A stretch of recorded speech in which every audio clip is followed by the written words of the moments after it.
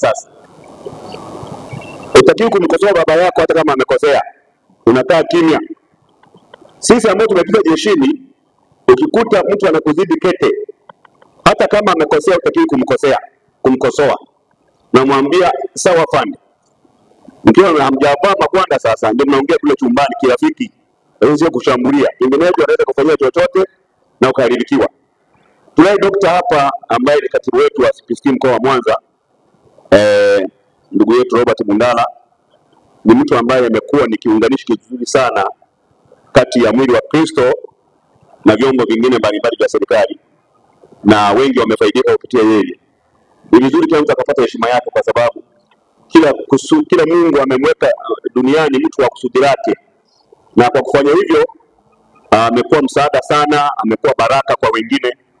Na hata wewe kama utahitaji kwa mambo yako fulani yamekwama, unaweza kumuona mkaongea mawili matatu akakusaidia jambo moja au jingine, hasa katika mambo ya huduma haya, kusajili ndio mtafaruku wa mambo, kuzuiliwa kuabudu kwenye nyumba zetu za ibada.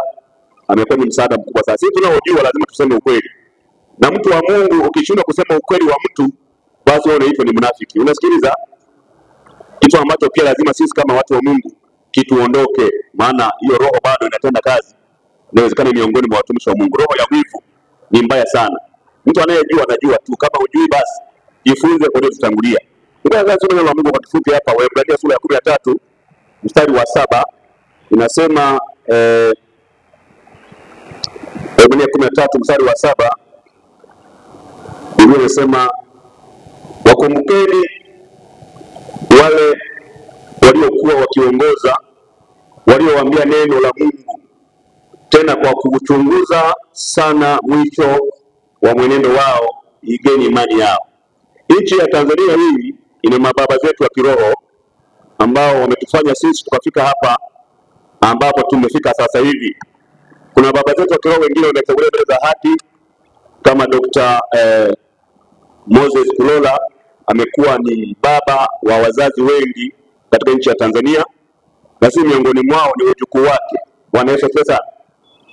Jamani, mbona msoni amina? Si wapendwa tuko hapa, wapendwa watu wa Mungu. Wamekuwepo watu wengi sana, akina mzee wale wa AIC. Nilipokuwa kule Mkula, mimi kwetu ni Mkula. Kule Mkula ukifika pale Mkula, wodi zote za hospitali zimeandikwa majina ya watangulizi wa AIC wa zamani waliokuwa wakipiga injili. Pepo anatoka hata kabla hajakemewa.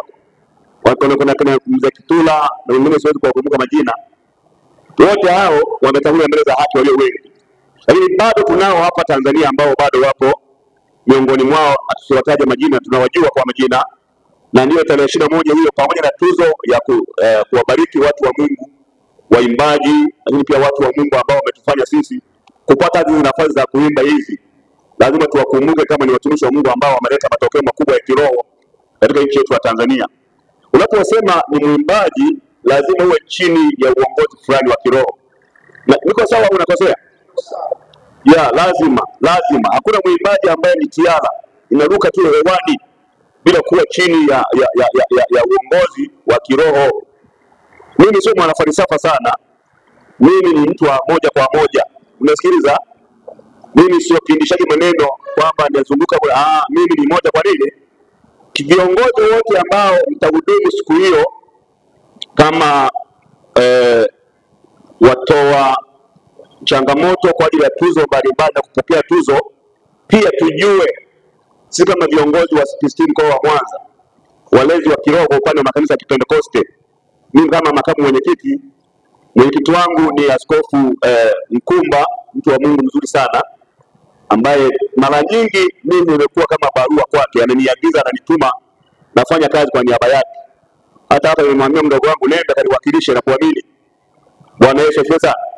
Sasa tujue kwamba mtu anayepata tuzo yuko chini ya nani? Yuko chini ya nani? Sema yuko chini ya nani? Ndio, yuko chini ya nani? Ili tujue. Kwa chini ya mfano askofu wangu anaitwa Apostle Maboya, tutajua kwamba yuko kwenye mikono sahihi, kwa sababu tunajua wazee hawa wamepambana na injili ya nchi hii kwa gharama zozote. Wataja kwa mfano kama mzee Kakobe, wamefanya kazi ya Mungu kwa uaminifu sana kwa muda mrefu. Akina mzee nani huyu? Nani huyu? Kazeta msema kwa nini? Akina mzee Gamanywa, wazee wetu hao wa imani wa siku nyingi. Wengi naweza kawataja kwa majina yao. Wala wazee. Achana na Gwajima, hao ni vijana wenzetu hao, tunaweza kupingana hata tukabishana na mambo yataelewa. Hao wazee kabisa hao. Kwa kuchakaza umenielewa. Kuna wazee wa mji huu wa nchi hii ambao ukitaka kujifunza neno lolote la kiroho kwa mujibu wa andiko hili, lazima wakikwambia ndio yako imekubalika. Wakikuapprove hata nchi za nje unaenda, hata kwenye balozi unaenda. Kwa sababu gani? Wameleta matokeo makubwa kwenye nchi hii ya Tanzania kupitia neno lao la Mungu ambao wanalihubiri. Na pia wana huduma zao zimefunguka ziko maeneo mbalimbali. Lakini wenyewe walikuwa na baba zao wa kiroho. Kwa mfano kama Askofu Mkuu Lazaro huyu wa TAG. Haleluya. Kwa upande wetu wa Pentecost. Analeta matokeo makubwa sana katika nchi yetu ya Tanzania. Kwa hiyo wazee kama hao wana mtandao mkubwa sana wa utumishi wa Mungu katika nchi hii ya Tanzania.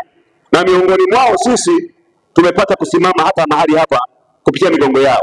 Ndio maana tunasoma hapa, wakumbukeni wale waliokuwa wakiongoza, waliokuwa wakieleza neno la Mungu. Waangalieni sana mwenendo wao hata mwisho wao na ushuhuda wao. Igeni imani yao. Sio vibaya kuiga kitu kizuri. Bwana Yesu asifiwe. Sio vibaya kuiga kitu kizuri kwa sababu hakuna mwenye cha kwake kipya. Biblia inasema hakuna jambo jipya chini nchi au chini ya dunia. Mambo yote ni marudio. Unasikiliza? Ukija na cha kwako kipya ambacho hakijanukuliwa wenyewe yoyote, tunasema wewe ni Freemason. Kwa sababu Freemason hana reference yoyote. Lakini vitabu vyote vina reference. Hata Biblia hii ukitaka kusoma hapo profesa yuko atashuhudia. Ina reference. Itakupeleka Mathayo, itakupeleka Kutoka, itakupeleka Mwanzo, itakupeleka Mhubiri. Lazima kuwe na sehemu fulani ya kurejea. Sasa kama utakuwa huna sehemu ya sisi ndio maana tunasimama hapa, kwa sababu mimi nikikosea hapa na baba yangu wa kiroho ambaye anaweza kupigia simu na anaweza kanionya. Kuna maprofesa hapa, hao wazee hawa, kwa mfano huyu profesa ya Bagaka, wewe ukawa tunalingana umri au ananipita kidogo au anapita kidogo, lakini kwenye huduma amenitangulia. Lazima nimheshimu. Unafikiri kuwa mpaka mshirika wake sio mtu amechunga tangu zamani? Jamani, Mungu awabariki sana. Kwa hiyo siku ya 21 mwezi wa 6 tunaisubiri kwa hamu kubwa. Mungu akitupa uzima tutashiriki pamoja. Waimbaji watapata tuzo zao wanazostahili, lakini pia baba zetu wa kiroho wa Kongo nchi hii na wenyewe tutawakumbuka. Ikiwezekana profesa tuandae na wenyewe tuzo, ikiwezekana chochote kile angalau tuwatambue ule uwepo wao. Lakini pointi yangu kubwa ni hii, uondoke nayo. Hakikisha you are subjected. Kama unakwenda kupokea zawadi uko chini ya umbrella, unasikiliza? Usio hewani tu hapa. Kama ni IC julikane kanisa gani? Maana IC washirika wachungaji ni wengi. Kama ni Pentecost kanisa gani? Baba yako nani wa kiroho? Je, kama ni nje ya hapo tujue, ili hata kama kuna mambo fulani yanakuwa hayaendi ndivyo sivyo, tumuulize baba yake na tuletee watu namna hii. Jina la Bwana Yesu libarikiwe sana. The point to be noted, be under somebody, to be recognized. Huwezi kujulikana bila kuwa chini ya mtu. Hasa kizazi hiki kinakataa kuwa chini ya mtu. Na sisi tutakukataa, kwa sababu kama unakataa walio kutangulia, sisi tutakukubalije wewe? Maana wewe huna cha kutuambia. Tukitaka tujifunze kwako, lazima tumtafute mwalimu wako ni nani. Haleluya. Hata Biblia inasema hivyo. Paulo alipata kibali kwenye jamii kwa sababu mwalimu wake alikuwa ni Gamalieli. Haleluya. Mtu ambaye ana heshima, maprofesa wako hapo watathibitisha. Mtu mwenye kuaminiwa. Mtu mwenye kufanyaje? Mwenye kuaminiwa. Ndio maana alipata kibali kwenye jamii. Hata Yesu alipata kibali kwenye jamii yake kwa sababu aliyemtangulia ni Yohana Mbatizaji. Bwana Yesu asifiwe. Elisha alipata kibali kwa sababu aliyemtangulia alikuwa anaitwa Elia, anajulikana. Yoshua alipata kibali kwa sababu aliyemtangulia ni Musa, anajulikana. Sema amina.